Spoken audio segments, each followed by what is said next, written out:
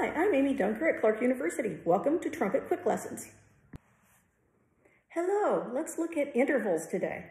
The reason you practice intervals is to really build flexibility, and also it helps to keep you from making mistakes like clams, chips, you know that moment when you hit the note but not quite really hit the note.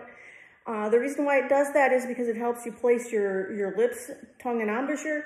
It also helps you with keeping your airflow steady, and it also helps you just really getting a feeling for where all those notes are.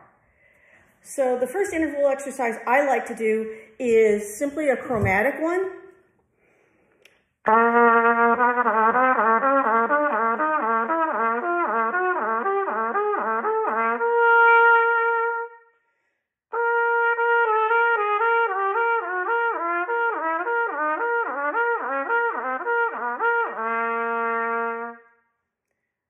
What you're going for is just really smoothness. So there isn't any spikes between it like that. And so you're responding very easily. Start out really slow, get it clean, and then work it up. Eventually you'll be able to do.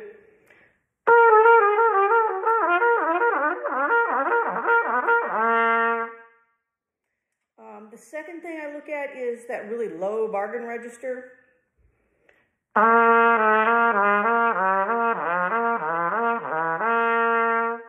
Way down there and back up. I try to do the first one on different intervals. So I start on C. I may use D instead to really get some flexibility working the 1 and 3. So you could really just start that chromatic one on any pitch center.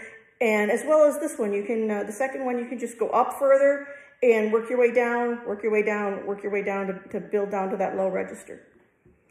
The next thing I like to do, again, building that finger dexterity in keys is just to take a scale and go up the steps.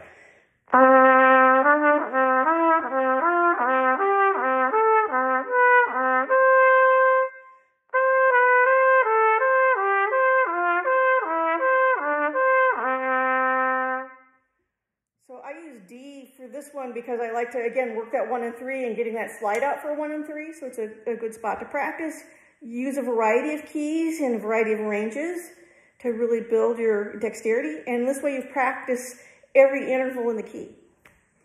Another important thing to think about is thirds. A lot of our music that we play are either scales or they're thirds, especially music from the Romantic period on back. Classical, Baroque really uses scales and thirds a lot. So you want to practice those in all keys.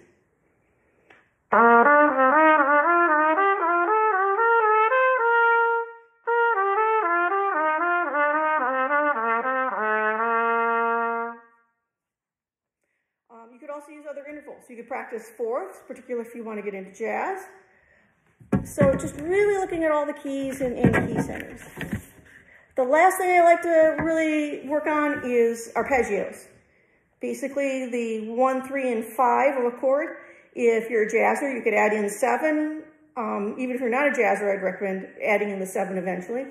And just working through.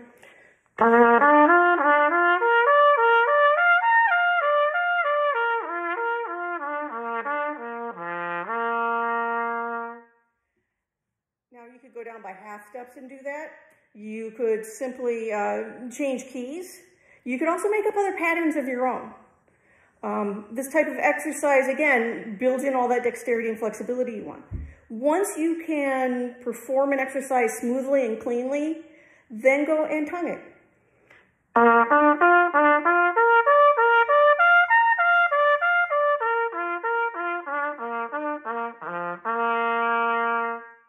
And what that will help you do is make sure your tongue, your air, and your fingers are coordinated.